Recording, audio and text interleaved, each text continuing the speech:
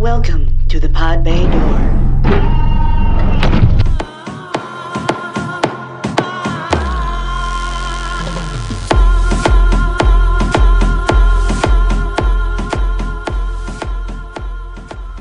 Hello out there in the verse. This is the Pod Bay Door. Please join us every Tuesday for informed discussions on new and upcoming movies, games, and tech. And if you love Las Vegas, stay tuned because as Vegas insiders, we can give you a unique perspective on its history, provide insider information, and reveal the unknown secrets of our town, Vegas. So sit back, relax, and enjoy the ride. We're glad you're with us. And hey, if you get the chance, subscribe to us and give us a review on your favorite podcast platform. Also check in with us on our YouTube channel at the Pod Bay Door Podcast.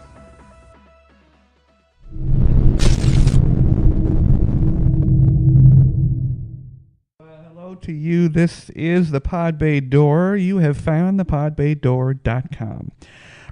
John is joining me, and we're gonna change the format a little bit. We're gonna have a little bit of a conversation here regarding one email that I received from Laughlin, and he is from, or he or she, but I'm assuming it's he. He is from Hunter Valley, Australia, and he describes it as sort of like Napa Valley, but with coal mines. So, wow, okay. He says, really enjoyed the show, love the mix of topics, and he's been to Vegas a few times. He's got some great questions that I thought John and I could talk about. John, of course, and I have a storied history and past as concierge in Las Vegas at the Venetian Hotel, although I was embarrassed the other day, John. We were talking about the Dorsey, yeah, and I did not know it was one of our top 10 of the year. And top 10 good places, and I didn't know it was at the Venetian. So yes, my concierge skills are waning. Well, it changes. I mean, that's it. I know. I go in there too, and I look around and say, wait a minute, this wasn't here before. Yeah, absolutely. But we try to keep up with it as best we can. Being in different industries now, John and I still really get involved with the Las Vegas scene. But the guest that wrote in had some interesting questions that I thought I'd pose to John, and I'll give my opinions as well. One of the things he was talking about was getting a local view on crime in Las Vegas.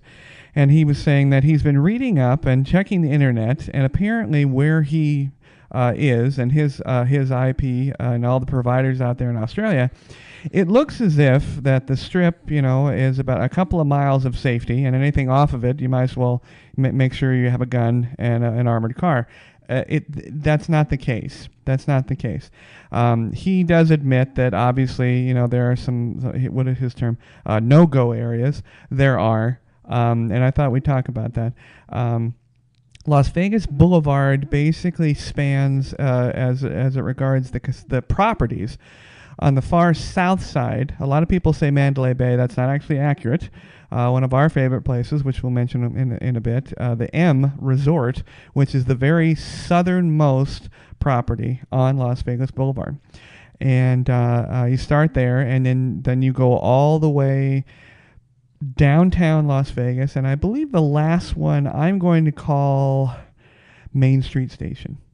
Yeah, that's about right. Right after Main Street Station is one of our no-go areas. In fact, when you reach Main Street Station, that's the end of the line. Yeah, that's the end of the line. It's dodgy, I guess, to use the term maybe Australia would like. It's a very urban location. I think there's a high crime statistics are definitely right there. And then there's everything in between. Now, that's north and south on Las Vegas Boulevard. Yeah. East and west is a whole different thing. Technically, for example, I live south and east in the southeast part of the valley, which is what it's called here in Las Vegas. John, you live... Same thing. Southeast. Yeah. I just live more south. Yeah. And John lives more, I think, within Henderson. Yes. Yeah, I am in Henderson. You were in Henderson. Yeah. Yes. Henderson being a township here in Las Vegas. I live in Las Vegas proper. But he wants a hotel recommendation off the Strip. Now, we've already talked about the M Resort, one of John's and my favorites, I think, for many reasons. It's been mentioned on the podcast many times, I think several times, for its buffet. Yes, it's a good one. In fact, I'm going to go today. You're I'm excited. The M Resort buffet? Yes, well, I'm going to go there. I go every January. Every January. That's right, once a year. Yes, a little pricey, but excellent food. I can't say it's crowded. I don't know. No, it depends on when you go. I think 3 p.m. is a great time. You can pretty much walk in. What I really like about it is if for people like you and me that don't eat that don't eat meat, there's a lot of offerings there. Right. So you go to some of them and it's $4.95 and you get what you pay for. Right. And you're gonna eat a lot of fried food and just a lot of stuff that I don't want to eat that. Right. But at the M there is a wide variety. So you will be able to get your roast beef if that's your thing, and crab legs, and a lot of Mediterranean type salads and pizza. Now the M Resort, like I said, is the southernmost property on Las Vegas Boulevard, and it's out there. The cross street roughly is St. Rose. I'm going to call it. The property is quite large. It's absolutely beautiful. It was built and started by the Marnells, who are actually developers, and they're in construction and have built many of the casinos and portions of the casinos and many other commercial buildings in town. And then they built up their reputation and their coffers and decided to build the M. Now, has it been successful? I can't say that. I can't, but I have to say, of all the unsuccessful projects, it is far and away the most attractive. It it's is a nice hotel, beautifully built casino, and I like it. I like to work there and go there socially, because it's quiet. Now, that's not good, for success rates. But if you want a lovely place to eat and have a nice, quiet place, it's just a wonderful place to go. So, in answer to Laughlin's first question, I would say that would be one of my main choices. Yeah, they have fine dining establishments too. I think they have Hank's. Yes. And I think there was a show on Food Network. They had like a competition. Yes. And the winner was a Korean woman who was married to I think a U.S. GI. Yes. And she won, and it was interesting because she had no culinary training. Yes. She had learned from watching videos, and because she'd moved here, I guess, with the husband, and didn't really know anybody, and her language skills weren't great, so she took up cooking. Yeah. She won the contest, and the first prize was her own restaurant, which is there. Okay. Yeah. Okay. I think I remember that story. Yeah, it's Asian fusion. That's right. Which I think is sort of having a resurgence, that particular culinary style. Yeah. Also, and be careful when you're at the buffet, because the M Buffet has the distinction of being, I think, the only buffet that has had gunfire.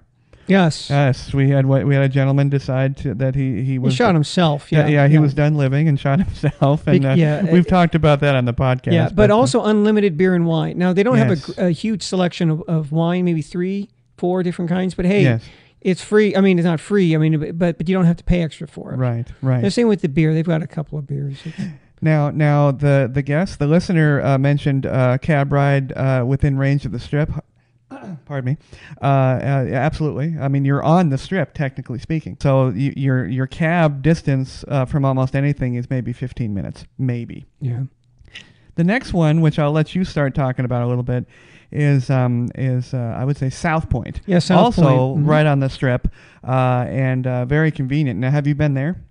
Yeah, often, my son Gio, he'll go to movies with his friends after school. That seems to be the one that they like to go to. They have movie theaters there. They like to go the ones at South Point. So sometimes I'll go pick them up, and it always seems to be jumping. There always seems to be something there.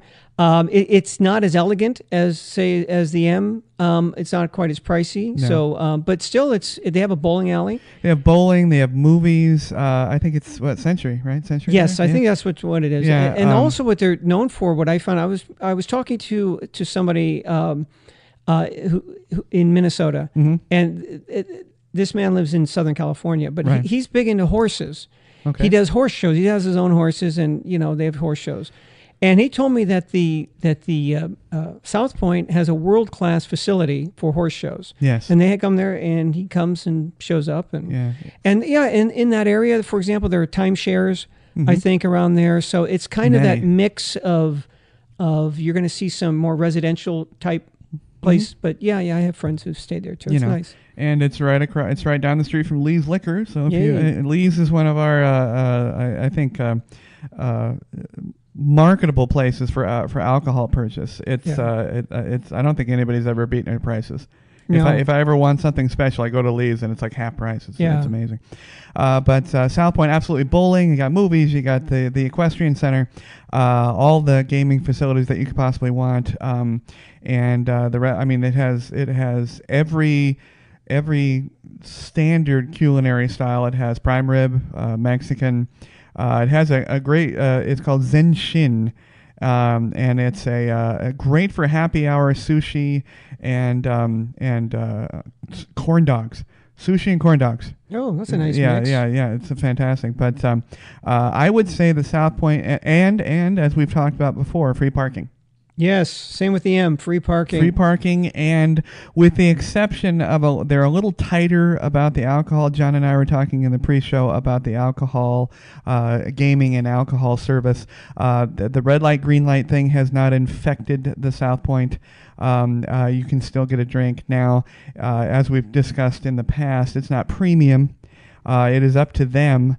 But free's free. I mean, if you don't, if you're not dying for Captain Morgan and a premium drink, if you just want some rum, you can still play and get drinks without playing this red light, green light game. Yeah, it's a free buzz.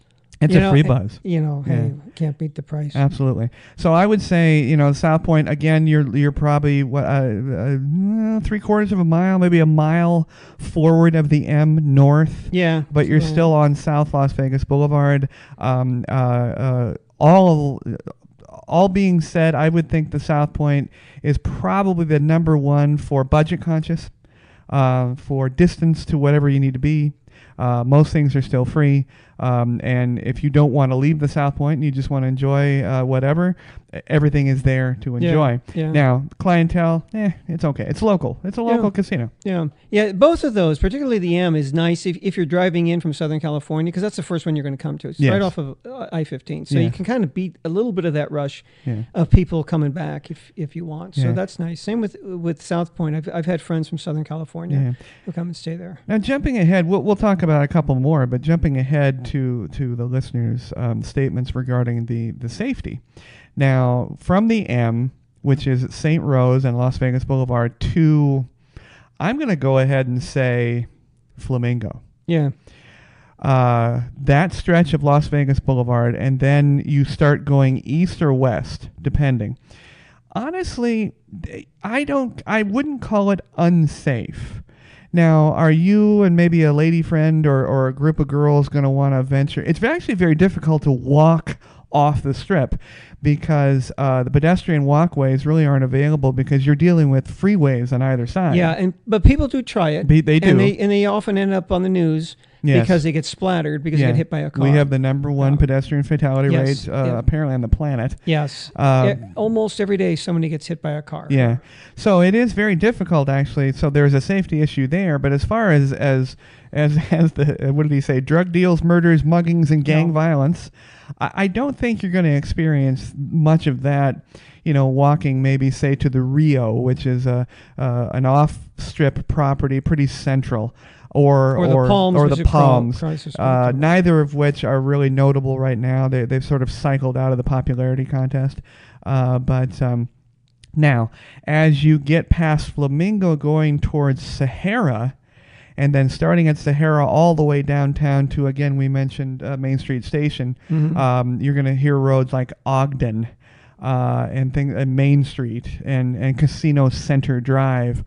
Then you're getting into a little dicey area. Yeah, usually I think there's a kind of demilitarized zone, more or less, is north of the stratosphere till you get downtown. Yeah. Even downtown, I mean, I go down there, I feel fine there. Right. There's just, I don't know, it just seems to be a lower cut It is, and not to cut them too low. I mean, the Main Street Station actually is quite a nice place. If it location. Yep. And there are some lovely places down there. Tony Hsieh, of course. Yes. From Zappos, and as he, on the heels of him selling his interests to Amazon, as everybody is apparently, he began the new beautification and gentrification projects downtown. Yeah. Now, I was a naysayer, as I am seemingly in most subjects. I said I just don't think it's going to work. I think they're going to pour a lot of money into that, and it's not going to work. And unfortunately, I was 80% right. We have the Container Park, which I've seen. It's very interesting. The rents are too high. We've had many bars and restaurants and facilities, that have even video games and glowing bowling and things of that nature. They go in and they go out because they can't get people down there, because there is that I think that specter that you mentioned. It's a little low rent. Yeah. And is it safety? You think it's safety? Well, you know what? When I went to Las Regis, which was the last time I think I was downtown. Yes. And when it was over. Where was that, by the way? That was right across the street from the D. They have a center there. D used to be the Fitzgerald for decades. Yeah. And, they gussied it up on the outside. It looks nice. You go inside, it's still the same dump. Right. And I, in one of the blog articles I wrote, I had mentioned Hugo's Cellar. It's a great restaurant. Yes. And it's downtown. It's good. Go down there because they do have pearls there. It's been there forever. Yeah, and Magnolia's in the same location. Right. Amazing place. Yeah. So there are great places down there. But anyhow, when the concert was over, apparently somebody snatched a woman's purse, because what I saw was across the street was just a guy running as fast as he could, and people chasing him. Mm-hmm. And and I'm looking at it across the street here, and he got swallowed up by the crowd. Yeah. But he had a purse in his hand. Right. So I assumed then that there was some type of a purse snatching went on at the concert venue, and he took off down. Yeah. And I know we've mentioned John. John is our resident hard rock specialist. And is that Hard Rock still the term? Yeah, I mean, metal. I mean, is it metal a better term? I tend to like to listen. I see my son Gio. He doesn't like hard rock. Yeah, he likes metal. Yeah, okay, so it's just a more extreme version of it. Okay, so but there is a definitional difference. Yeah, okay, all right. I guess it's just harder than. So again, downtown is when it gets a little dicey. There are some fantastic places and wonderful places for people who like. I think the ones that have survived, the places of yesteryear. Binions is sort of still there, and you can see some of the old places. Vastly different than the pictures that you'll see, back in the Rat Pack days, for example. Yeah. And downtown was not bad back then. No, that was kind of the center part. Yeah, I mean, we had there's the classic place that's still there after all these years. It's a break-in joint, meaning that dealers, when they first start dealing, you have to start at a break-in house. And deal, quarter craps and dollar blackjack to these old guys with cigars. Yeah. And the El Cortez. El Commode. El Commode, yes. We always called it the El Commode. Honestly, bone-in, ribeye, best steak, still, after all these years. Again, it's a terrible, terrible place as far as gambling and the facilities, and it smells like smoke and other things. But you can still find one great thing in almost every dump here. Yeah. Four Queens, we talked about the restaurants. And they are worth going into, if for no other reason, because they are like living museums. Yeah. This is kind of a step back, because some of them said, am I going to modernize? Fuck it. Yeah, exactly. I'll be a bottom feeder. And that may lead to their demise, and it certainly has other places. I mean, like John said, the D used to be the Fitzgeralds, and it was the Fitz. I mean, we always used that as a marker for where we were meeting people. We'll meet you at the Fitz or in front of the Fitz. Yeah, then they had the big hoopla, changed it to the D, but it's the same dump. It's the same dump. Same dump. Yeah. Not that they don't try hard. It's still a dump, though. But back to the question about where to stay. South Point. Now coming further north, but still on South Las Vegas Boulevard, you're going to hit, honestly, next you're going to hit Mandalay Bay. Yeah, which bigger places. Now it is a wonderful, opulent, huge place. They have Mandalay Bay Beach if you come here during the summer to enjoy that and concerts and everything else. And they have high-end restaurants. They are also connected to the Four Seasons here, if that's something that you want. But now you've jumped not only in quality but in price. Yeah. I would not say that Laughlin's choice should be Mandalay Bay, especially if he's on a budget. Yeah. And you're definitely within, spitting distance of everything at Mandalay Bay. You hardly have to cab anywhere or Uber or Lyft or whatever. But Mandalay Bay is that, you're going to go from South Point, which could be $50 a night, to Mandalay Bay, which could be at the same time $250, $300, for the same style of room. And South Point, I was just there. South Point has very large rooms. I haven't seen their rooms. Yeah, it's just a flat, big old couple of queens. But John and I used to work at the Venetian, who used to claim having the largest square footage. Yeah. I still don't know how they claimed that, because it's not even close. South Point's bigger. Yeah, but I don't know how they claimed they did that. But now, there's one that you will need a cab, but has just the same number of facilities as South Point, and I think is a slight step above, and also has a wonderful shopping and restaurant location, GVR, Green Valley Ranch. Yes. Yeah, that's right down the street from where I live. Yeah, Station Casino. Station Casinos is a network or a holding company for many different properties, including Main Street Station. Exactly. GVR, which is known as Green Valley Ranch, is from mid-strip. What would you say? 15 by I can freeway? get there 15, 20 minutes. Depends on the traffic. Yeah. So, you're honestly, if you're not going to one of the outer townships, you're within 15, 20 minutes of anything in Las Vegas. But Green Valley Ranch is definitely for people who want to not go to the Strip except for maybe like one day during their conference. Yeah. Now, is it further? Yes, it's further, but I think it's far nicer. Great movie theater, wonderful restaurants, and it also has right below it, basically, is the District. Yes, that's right. Lots of shops. Yeah, and if you're traveling with family, even children. It's one of the few places where I can say, hey, yeah, kids can come and have ice cream and games and all kind of stuff. It's fantastic, and honestly, my favorite. Well, used to be my favorite because John turned me into a vegan. Lucille's Barbecue. Oh, that's right. I know Lucille's. Oh, yeah. So they also have the McGrath's Fish House. Yeah, McGrath's Fish House. Yeah, but Lucille's with the cheesy grits. I miss those terribly. You can go in and have the grits. I can't. I guess with cheese. I did the cheese thing. Yeah. Have cheesy grits without the cheese. They also have the Elephant Bar. Elephant Bar. Yes. Yeah. Yes. But again, to our listener, I would say South Point, GVR. The Palms, if you want to, like John said, a little bit of a sort of a modern museum, because the Palms has, the old Playboy Club structure still there. You can see the themed suites, like the NBA suite and the pool suites. You might stay there. You're going to pay a little bit more. And it's okay. There's not a lot to do. It's kind of a high rise straight up. Yeah. They don't have a lot of outlying things to do. But what do you think, John? I think those are the three. Yeah. Yeah, those would be nice. In terms of free parking, they also have free parking at Palms, and same with the Hard Rock. Yeah.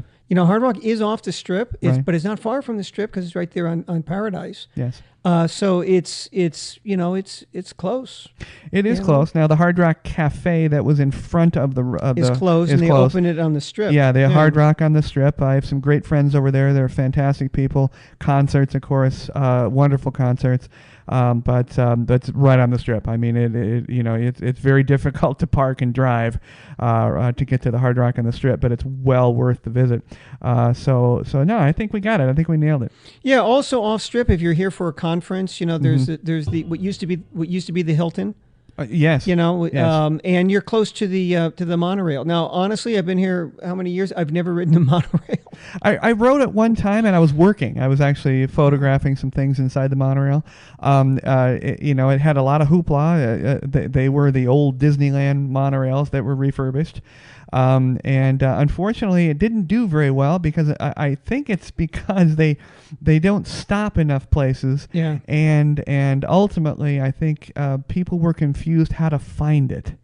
I think. I'm not sure. It should have done well. You know, I mean, it's certainly not Uber. I mean, it's not door to door, but it's fun. It's interesting. But no, it was not a success. But the monorail's still there for sure. Yeah, yeah. Because I had a friend who came in out of town and he used it. He told me, yeah, he liked it well enough. Yeah. So I hope that answers your question. It's don't believe the internet or believe everything. I don't know. Either way, I think you're going to have a problem. But don't believe the internet when it comes to safety, and you're certainly, you don't have to, bring your guns with you.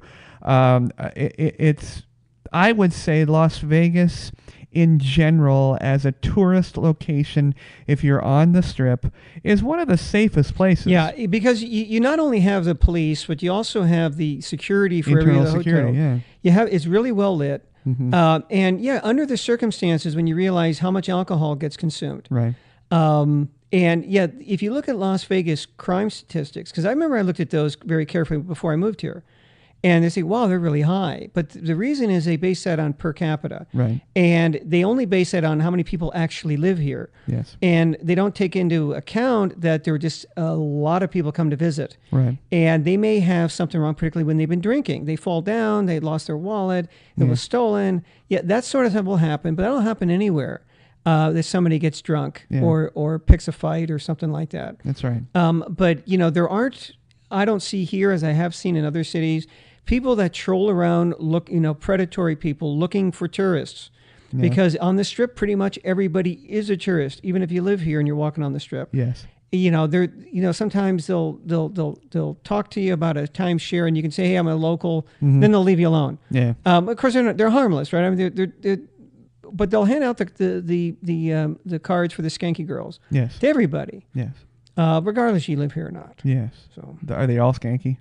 No. Yeah, pretty much. I mean, the good ones are. Right? I mean, that's what I want, right? The expensive ones are, yeah. No, I agree. And having just recently come off a trip to Europe, specifically Italy, everyone that lives in Las Vegas should feel lucky. It is combat there. And anybody that hasn't traveled abroad in any way, you're in for a shock, because the United States truly is a wonderful place to live. Do we have our problems? Yes. Do we have a serious problem at 1600 Pennsylvania? Yes, we do. But don't kid yourself. Things can get worse and worse and worse. Pickpocketing being just one of the many things. So I totally agree with John. I think the safety factor here is far and above the standard city. But don't believe the internet. We're safe. Come here, but take our advice. I think those are some three good ones for you.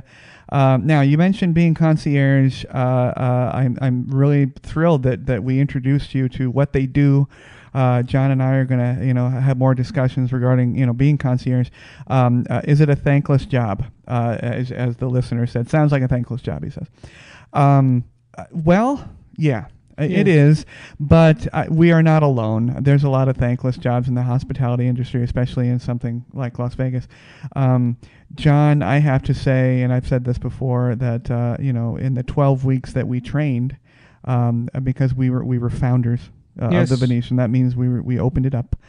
We're really some of the, if not the best time of my life, including the year after that we were open. Yeah. Did we have, follies and foibles? Yeah, of course. Oh, yeah. Yeah. And did we see the internal workings of how a casino should not open? Yes, we certainly did. We opened with not all of our rooms. We opened with not all of our power. We were opened with one restaurant of 12 at the time. The water wasn't in the canal for the gondolas. Yeah, I mean, we couldn't even get it. We had we had Sophia Loren come to help open. She couldn't stay here. Yes, she had to stay across the street because they didn't have the fire marshal. Caesars, right? Did I think stay she at stayed Caesars? at. I think Steve Wynn Oh, that's right. got Steve that one. I Wynn, think she yes. stayed at the Mirage in one of the bungalows. Which I'm sure he absolutely loved to Grind it into Shelley. Grind it into Sheldon Adelson. Yeah. But John and I are going to be having a lot more conversations about being concierge, and our new format is going to be a little bit shorter. So you guys can listen to us on drive time and at work and wherever. Yes, John. You know, in listening to the podcast myself, and I often wonder, I thought, I didn't want people to ever get the impression that as concierge we always had our hand out, expecting our palms to be greased. Oh gosh, no. No, in fact, and again, people say, gee, should I tip them for? Well, yeah, if we went out of our way or something, it would be nice. Yeah. But if you just want to know how do I get someplace or a recommendation, I don't expect anything for that. No, in fact, the expectation, it became extremely low. But I mean, the expectation is very low. I mean, if you're asked the time or where's the bathroom or hey, how do I get to Caesars? Of course not. We're not expecting anything. And if you do pull something out, oftentimes I would hold up my hand and say, no, that's not worth it. But no, if we kill ourselves, if you're talking flowers and champagne in the room and special show tickets and all the stuff that we did, you need to, but that's no different than any other city, any other industry. Yeah. It's just a nicety that you should do, and you should, if your budget's that close, budget it in. Yeah. But no, absolutely, we didn't have our hand out at all. In fact, there was a time when it was frowned upon. At the end of our tenure. There were several meetings we had where we were told, don't, solicit tips. Well, we never solicited tips. Tips are, it's a thing, and it's a handshake.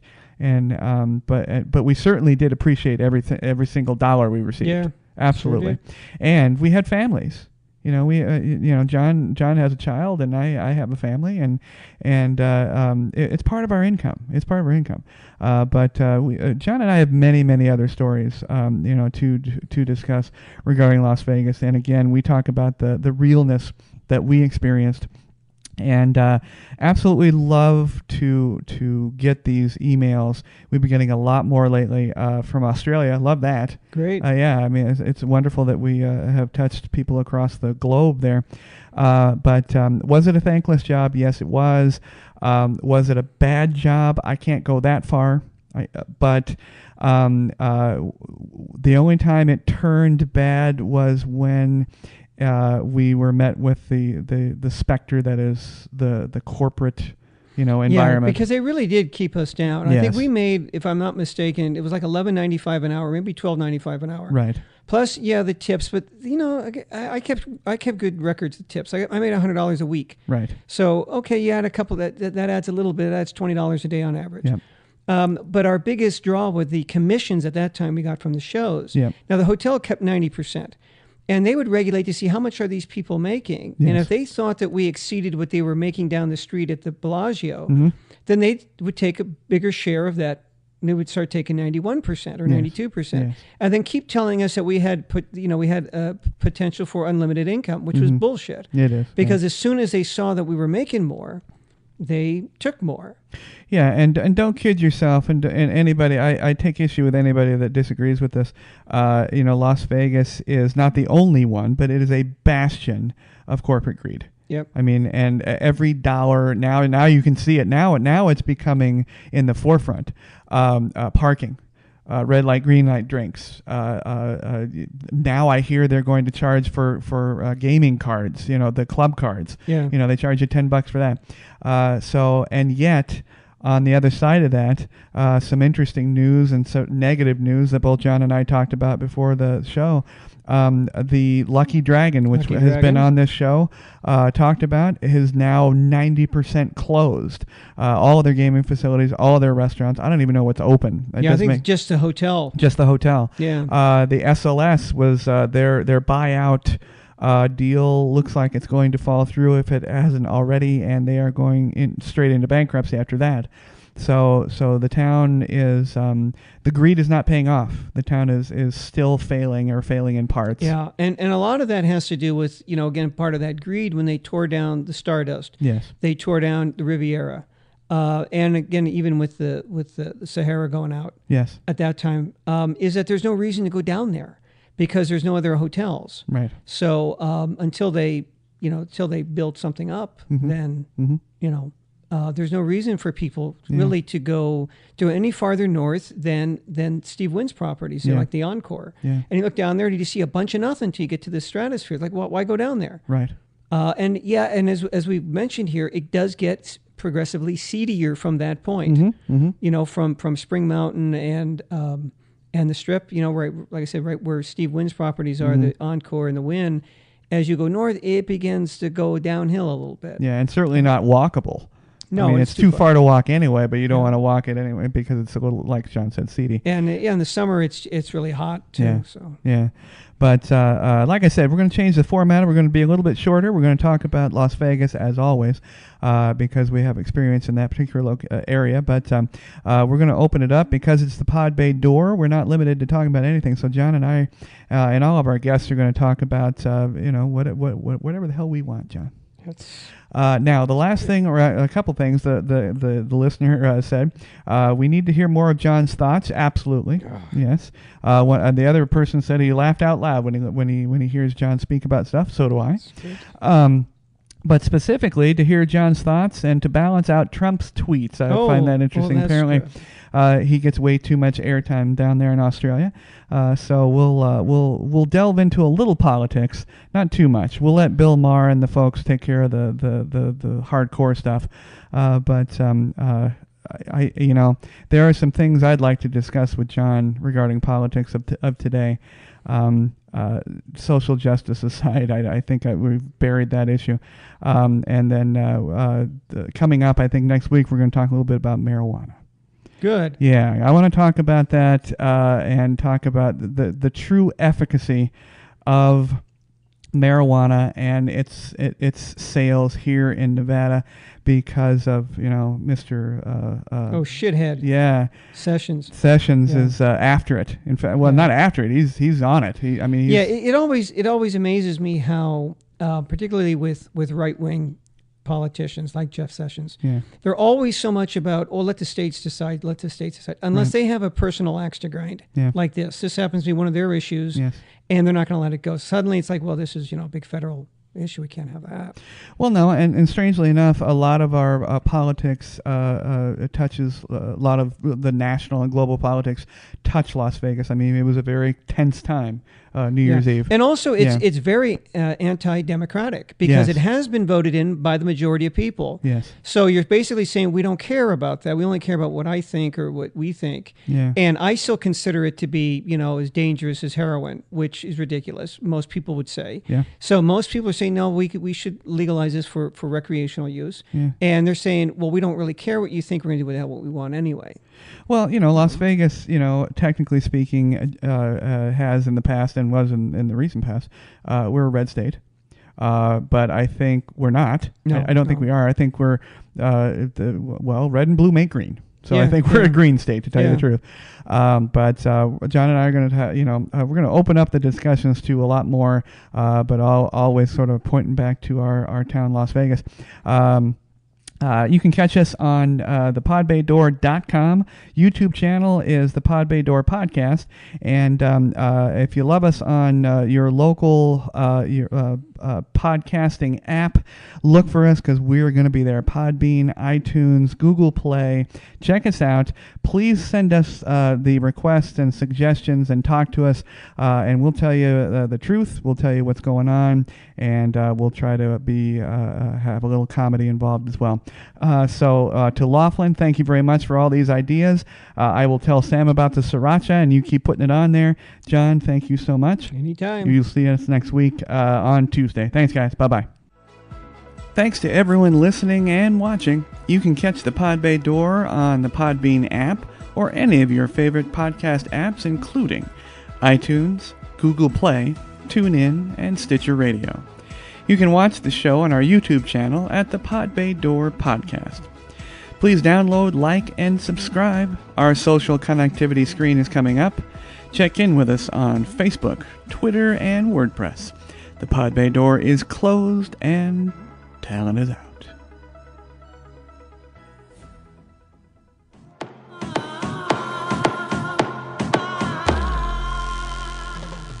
Hey everybody, thank you very much for tuning into the show. We would love to hear your show suggestions and comments. If you are watching on our YouTube channel, please click to subscribe. You can also connect with us on Facebook using @PBD Podcast, on Twitter using @TPBD Podcast, and on WordPress at thepodbaydoor.wordpress.com.